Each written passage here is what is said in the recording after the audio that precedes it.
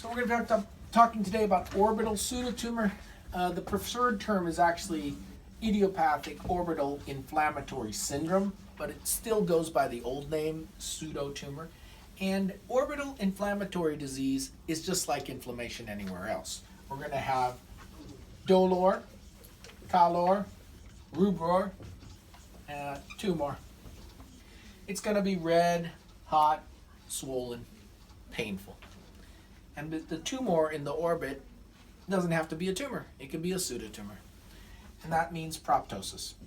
So a patient with idiopathic orbital inflammatory syndrome normally presents with symptoms of redness, pain, edema, proptosis, double vision, or loss of vision from an optic neuropathy. These signs are going to be orbital, and that means we have to do a Hertel-X ophthalmometer to look for proptosis. And the rest of the eye exam is to look for the diplopia, ophthalmoplegia, document the lid findings, and the disc appearance. If we have localization to the orbit, we're going to image the orbit. And so normally that means CT or MR. And what we're looking for is inflammation in the orbit. Depending on which structure in the orbit is involved, that's how we characterize and define and classify the orbital inflammatory pseudotumor. So if it's in the lacrimal gland, dacryoadenitis; if it's in the muscles, myositis; if it's in the optic nerve sheath, optic perineuritis. So depending on where the inflammation is, the enhancement and enlargement will be seen in that particular structure in the orbit. If it's involving multiple structures, or it's in the fat and it's just a big blob, then we just call it idiopathic orbital inflammatory pseudotumor. You need to know, however, because idiopathic is a diagnosis of exclusion, that we have to consider the mimics. It doesn't have to be idiopathic. It could be inflammation from another cause.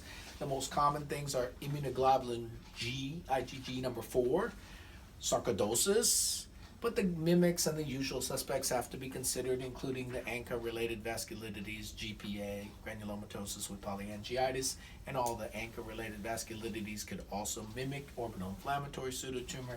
Churg-Strauss, now called eosinophilic GPA, granulomatosis with polyangiitis, lupus, polyarteritis nodosa, polychondritis. All of these inflammatory disorders elsewhere could produce inflammatory disease in your orbit. And so normally we would treat the patients with a short course of steroids first, and if they recur, then we would biopsy it, but we also would probably consider working these patients up for the non-idiopathic orbital inflammatory syndromes. So when you're thinking about orbital inflammatory disease, dolor, calor, rubor tumor, red, hot, swollen in the orbit.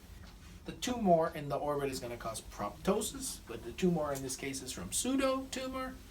We're going to do a CT and an MRI to see where the enlargement and enhancement is.